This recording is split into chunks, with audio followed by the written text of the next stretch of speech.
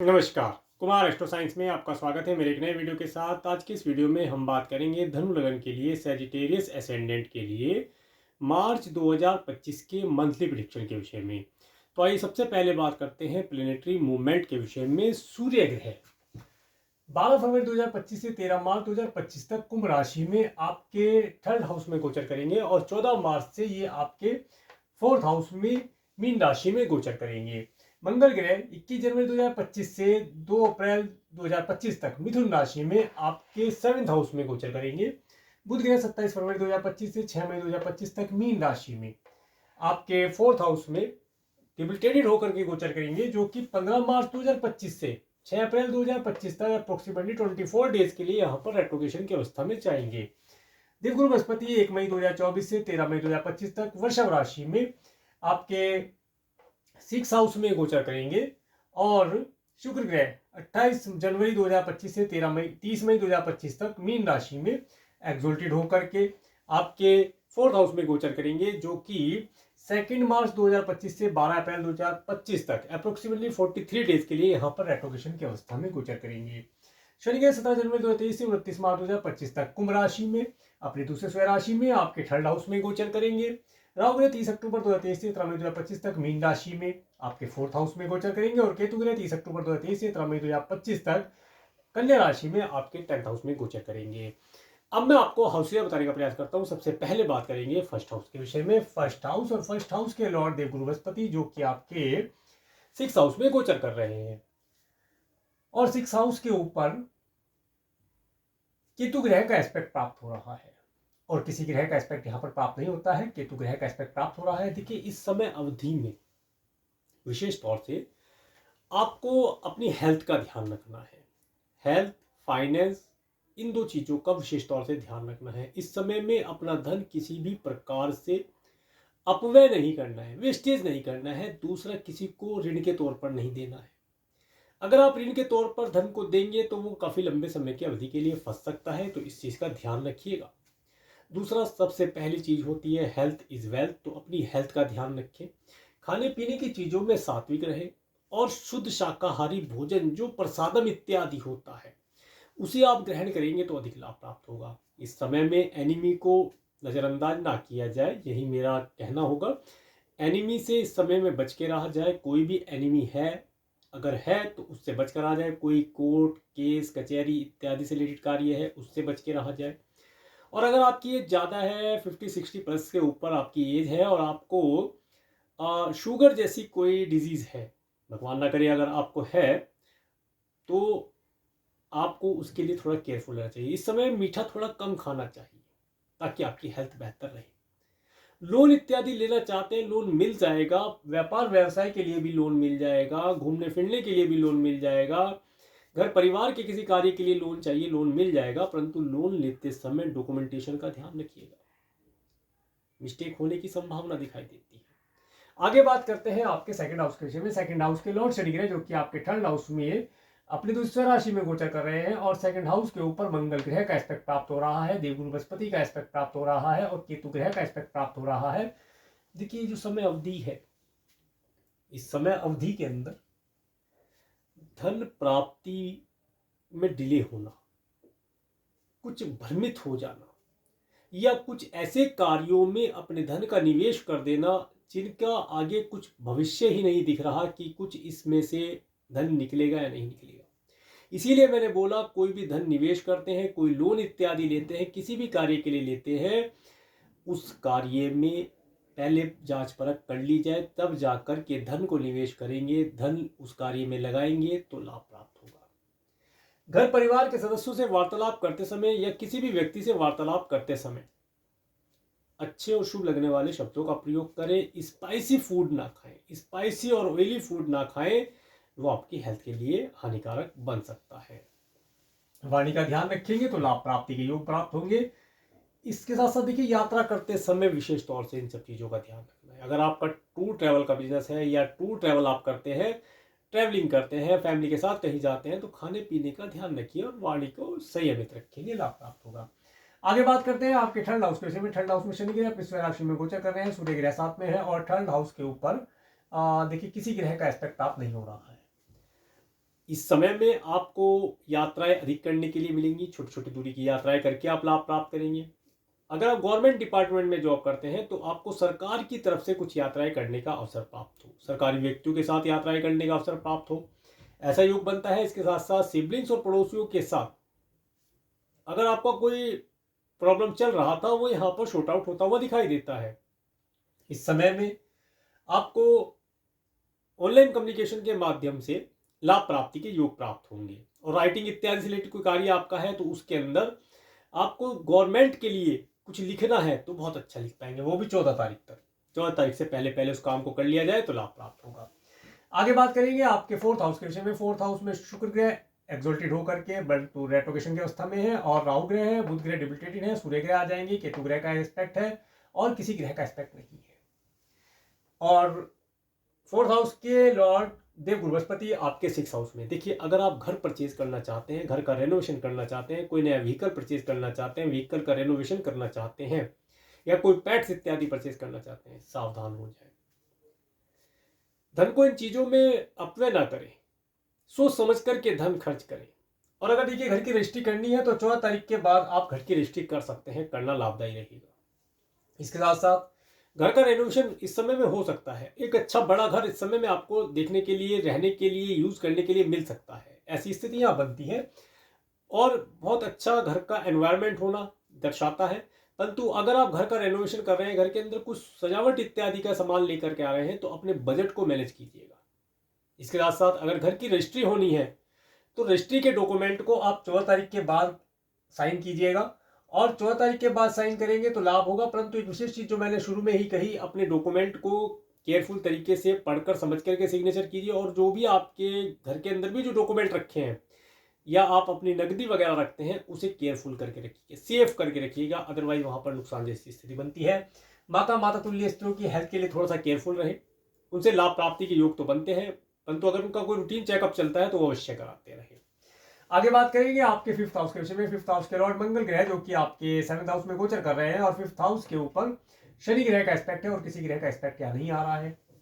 ठीक है, जो स्टूडेंट है, स्टूडेंट इस समय में आलस्य बहुत करेंगे, उन्हें आलस्य से बचना है।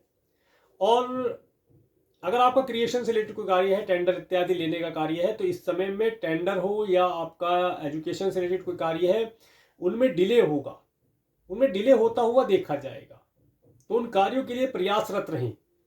इसके साथ साथ अगर आप संतान को कंसीव करना चाहते हैं तो ये समय में संतान तो कंसीव हो पाएगी, परंतु डॉक्टर से कंसल्ट लेना पड़ेगा। डॉक्टर से कंसल्ट लेकर के कुछ एडवाइस लेकर के चलेंगे। अपने बर्थ चार्ट का विश्लेषण, हस्बैंड वाइफ दोनों के बर्थ चार्ट का विश्लेषण किसी अच्छे एस्ट्रोलॉजर से करा करके अगर आप चाइल्ड कंसीव करेंगे तो लाभ प्राप्त होगा।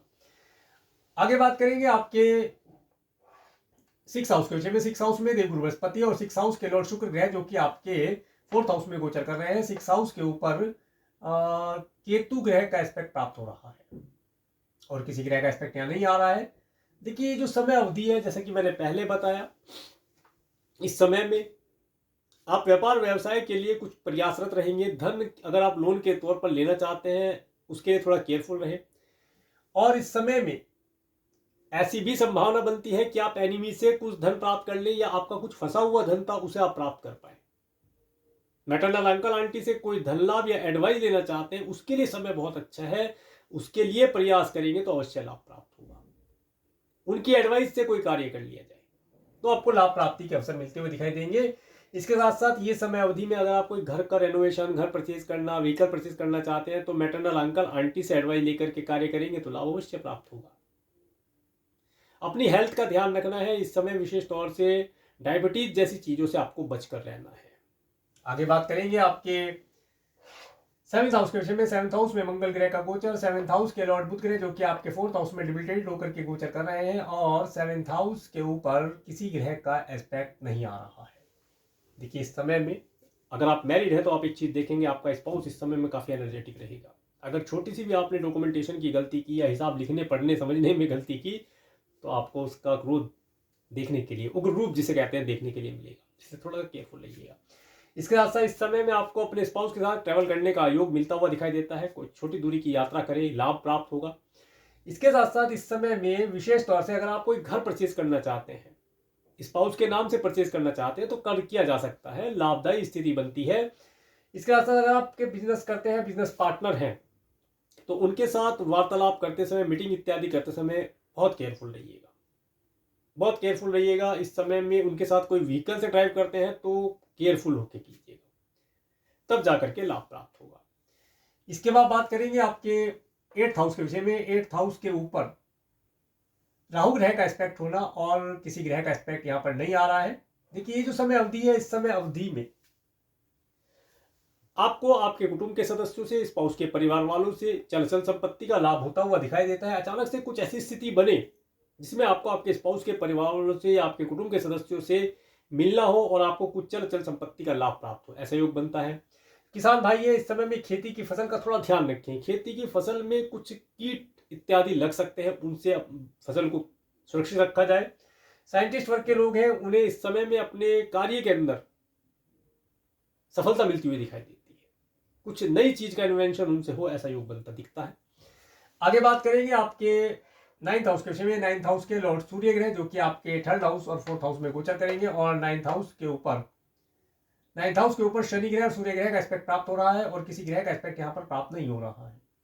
देखिए इस समय में अगर आप यात्रा करना चाहते हैं तो यात्रा आप कर सकते हैं, परंतु यात्रा करते समय आप जो भी चीज़ से यात्रा कर रहे हैं, जो भी ट्रांसपोर्टेशन आप यूज कर रहे हैं, फ्लाइट है, रेलवे है, बस है, या आप अपने स्वयं के व्हीकल से ट्रेवल करते हैं, थोड़ा सा समय से पहले निकल के चलिए। समय से डिले होना यहाँ पर दिखलाता है, फ्लाइट का कैंसिल होना, रेल का कैंसिल होना, ये सब चीज़ दिखलाता है, या व्हीकल का खराब हो जाना। तो उन चीज़ों के लिए पहले से प्रिपेयर होकर रहेंगे तो लाभ प्राप्त होगा। वीज़ा पीआर के लिए अप्लाई करने के लिए समय बेहतर है। ये इस समय में देखिए उसमें कार्यों में देर लगती है। 14 तारीख तक उस कार्य को अगर कंप्लीट कर लिया जाता है तो सरकारी व्यक्तियों की हेल्प के माध्यम से आपका वीज़ा पीआर ग्रीन कार्ड के लिए किया हुआ कार्य सक्सेस होगा। धार्मिक यात्राएं करने का योग या कुल देवी कुल देवता के मंदिर जाने का योग इस समय बनता हुआ दिखाई देता है। आगे बात करेंगे आपके 10th हाउस के विषय में। 10th हाउस में केतु ग्रह का गोचर, 10th हाउस के ऊपर मंगल ग्रह का एस्पेक्ट, देवगुरु बृहस्पति का एस्पेक्ट, राहु ग्रह का एस्पेक्ट, बुध ग्रह का एस्पेक्ट, शुक्र ग्रह का एस्पेक्ट और सूर्य ग्रह का एस्पेक्ट। और 10th हाउस के लॉर्ड बुध ग्रह जो कि आपके 4th हाउस में डिबिलिटेटेड होकर के गोचर कर रहे हैं, जो कि 15 तारीख से रेट्रो भी हो जाएंगे। देखिए कार्य व्यवसाय के लिए मैंने पहले ही मना किया कि इस समय में कोई नया चेंज ना किया जाए। जॉब में चेंज करना चाहते हैं बिल्कुल ना करें, आप कंफ्यूजन वाली स्टेज में आ जाएंगे, प्रॉब्लमेटिक स्टेज में आ जाएंगे, धन भी जाएगा, कोई लाभ भी नहीं होगा। इन सब चीज़ों से बच के रहा जाए। विशेष तौर से इस समय में अपने वर्क प्लेस पर अपोजिट सेक्स वाले व्यक्तियों से बचकर रहा जाए। उनकी वजह से आप किसी प्रॉब्लम में फंस सकते हैं, आपका धन खर्ची हो सकता है। इन चीज़ों का ध्यान रखेंगे, लाभ प्राप्त होगा। ये समय व्यापार व्यवसाय में नया एक्सपेंशन करने के लिए बिल्कुल नहीं है, ना प्रोडक्ट सर्विस ऐड करने के लिए है, ना जॉब स्विच करने के लिए है। जो चल रहा है वैसे ही चला जाए, क्योंकि अभी क्लियरिटी नहीं है। आप देखेंगे 17 मई 2025 के बाद चीज़ों में क्लियरिटी आएगी, भाग्य का सपोर्ट प्राप्त होगा, तब चीज़ों में कार्य करने का लाभ प्राप्त होगा। आगे बात करेंगे आपके 11th हाउस के विषय में। 11th हाउस के लॉर्ड शुक्र ग्रह जो कि आपके 4th हाउस में एक्सॉल्टेड होकर के गोचर कर रहे हैं और 11th हाउस के ऊपर किसी ग्रह का एस्पेक्ट नहीं है। देखिए इस समय में मातृतुल्य स्त्रियों से लाभ प्राप्त हो, ऐसे योग बनते दिखाई देते हैं। इसके साथ साथ इस समय में घर परिवार के अंदर कुछ लग्जरी की चीज का आना तो होगा ही होगा। मित्रों का घर के अंदर आना, पार्टीज इत्यादि होना, घर के अंदर एंजॉयमेंट होना दर्शाता है। आपको एंजॉय मिले, इस समय में नेम फेम हो, ऐसा योग बनता दिखता है। या किसी भवन भूमि वाहन में आप धन निवेश करें, ऐसा योग दिखता है। आगे बात करेंगे आपके 12th हाउस के विषय में। 12th हाउस के लॉर्ड मंगल ग्रह जो कि आपके 6th हाउस में गोचर कर रहे हैं और 12th हाउस के ऊपर देवगुरु बृहस्पति का एस्पेक्ट प्राप्त है, राहु ग्रह का एस्पेक्ट प्राप्त है और शनि ग्रह का एस्पेक्ट प्राप्त है और किसी ग्रह का एस्पेक्ट यहाँ नहीं जा रहा है। तो देखिए इस समय में अगर आप फॉरेन जाना चाहते हैं तो फॉरेन जाने के लिए धन की व्यवस्था हो जाएगी। स्पाउस फॉरेन जाना चाहती है तो उसके लिए व्यवस्था हो जाएगी। और इस समय में देखिए विशेष तौर से अगर आपका कोई कोर्ट कचहरी इत्यादि दंड बंधन कारागार से रिलेटेड कार्य पेंडिंग चल रहा है, उसमें आपको लाभ जैसी स्थिति मिलती हुई दिखाई देती है। आगे मैं आपको डेट वाइज बताने का प्रयास करता हूं। सबसे पहले बात करेंगे 1-2 मार्च का समय। 1 और 2 मार्च का समय, ये समय जो व्यक्ति लव रिलेशन बनाना चाहते हैं उनके लिए बहुत अच्छा है। घर का रेनोवेशन, व्हीकल परचेज करना, स्पाउस के साथ घूमना, माता मातुल्य स्त्रियों से कुछ लाभ एडवाइस लेने के लिए समय बेहतर है। 3 और 4 मार्च का समय, 3-4 मार्च का समय स्टूडेंट के लिए बहुत अच्छा है। जो एजुकेशन ले रहे हैं उनकी एजुकेशन बहुत अच्छी रहेगी। इस समय में संतान को कंसीव करने का योग भी प्राप्त होता है। अगर आप संतान कंसीव करना चाहते हैं, क्रिएशन से रिलेटेड कार्य करते हैं, उन कार्यों को इस समय में करने से लाभ प्राप्त होगा। इसके साथ आपका अगर टेंडर इत्यादि रिलेटेड कोई कार्य है, उस कार्य को इस दिन करने से लाभ प्राप्त होगा। इसके बाद 5 और 6 मार्च का समय, 5-6 मार्च का समय विशेष तौर से आपको अपनी हेल्थ के लिए केयरफुल रहना है। पूरे महीने में 5-6 मार्च का समय विशेष तौर से आपको अपनी हेल्थ के लिए केयरफुल रहना है। एनीमी से बचकर रहना है, कोई रोग ऋण शत्रु बनने ना पाए, इस समय में इस चीज़ का ध्यान रखना है। और जैसे मैंने बताया, डायबिटीज़ जैसी अगर कोई डिजीज़ है, उसके लिए इस दिन जरूर डॉक्टर से कंसल्टेशन लिया जा सकता है, लाभदायी रहेगा। कुछ मात्रा में ऋण के तौर पर या हमने कोई ऋण दिया था वो हमें वापसी प्राप्त हो जाए, ऐसा योग यहाँ बनता हुआ दिखाई देता है। मैटरनल अंकल आंटी से कोई लाभ या एडवाइस लेना चाहते हैं, उसके समय बेहतर दिखाई देता है, उनसे लाभ प्राप्त किया जा सकता है। 7-8 मार्च का समय, 7 और 8 मार्च का समय, ये समय विशेष तौर से आप अगर मैरिड है तो स्पाउस के साथ ट्रैवल कीजिएगा, आनंद और सुख का लाभ प्राप्त होगा। व्यापार करते हैं, व्यापार में बिजनेस पार्टनर के साथ मीटिंग ना करें, मैं मना करने के लिए बोल रहा हूँ। डिनर करें, लंच करें, वो बेहतर है, मीटिंग ना करें, लाभदायी रहेगा। इसके बाद 9-10-11 मार्च का समय, 9-10-11 मार्च का समय, ये समय आपको ऑब्स्टेकल देने वाला रहेगा। आपके कार्यों में ऑब्स्टेकल आना, थोड़ा मेंटली स्ट्रेस रहना, पैतृक संपत्ति से रिलेटेड कोई कार्य है तो उसके अंदर लाभ जैसी स्थितियां बनेंगी, परंतु डिले होकर बनेंगी। गवर्नमेंट का सपोर्ट लेकर के कार्य करेंगे तो लाभ प्राप्त होगा। आगे 12-13 मार्च का समय, अगर आप फॉरेन जाना चाहते हैं तो 12-13 मार्च का समय आपके लिए अच्छा है। वीजा, पीआर, ग्रीन कार्ड के लिए अप्लाई किया जा सकता है। इसके साथ साथ फॉरेन जाने के लिए ट्रांसपोर्टेशन बुक किया जा सकता है। इन सब चीज़ों के लिए, कार्य के लिए या एक रिलीजियस ट्रैवल करना चाहते हैं, उसके लिए समय बेहतर है। इस डेट को प्रयोग किया जा सकता है। 14-15-16 मार्च का समय, देखिए 14-15-16 मार्च का समय में से 15-16 मार्च का समय बेहतर दिखाई देता है फाइनेंस के लिए। 14 तारीख को चंद्र ग्रहण है जो नई दिल्ली में नहीं दिखाई देगा, परंतु फिर भी हमने इसे यहाँ प्रोवाइड किया है। और 14-15 तारीख का समय, अगर आप जॉबलेस हैं तो अपनी जॉब के लिए प्रयास कीजिए। जॉब ज्वाइन करने के लिए 15-16 तारीख का समय बेहतर दिखाई देता है। 17-18 मार्च का समय, फाइनेंस का आवागमन होना, पारिवारिक सुख होना, अच्छे स्वादिष्ट भोजन का लाभ मिलना, सिंगिंग इत्यादि रिलेटेड चीजों से लाभ प्राप्त हो, ऐसे बनता हुआ दिखाई देता है। 19-20-21 मार्च का समय, ये समय विशेष तौर से आपको 19-20-21 मार्च का समय,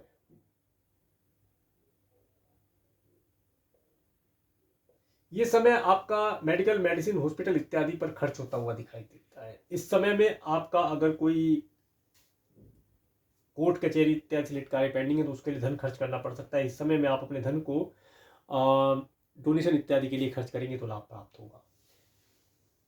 23-24 मार्च का समय, ये समय काफी आप खुश रहेंगे। इस समय में आप अपने मन के, आप काफी एनर्जेटिक रहेंगे। इस दिन एक्सरसाइज करना, जिम करना, जॉगिंग करना, घूमना, ट्रैवल करना, इस सब चीजों का योग प्राप्त होगा। भूमि देखने के लिए जाना। इसके बाद 24-25 मार्च का समय, 24-25 मार्च का समय आपके पास धन का आवागमन होना, पारिवारिक सुख होना और सिंगिंग जैसी चीजों का लाभ आपको मिलता हुआ दिखाई देता है। 26-27 मार्च का समय, ये समय सिबलिंग्स के साथ रिलेशन इंप्रूव कराने के लिए बेहतर दिखाई देता है। पड़ोसियों के साथ रिलेशन इंप्रूव कराने हैं, उनके साथ घूमने कहीं जाना है, उसके लिए समय बेहतर है।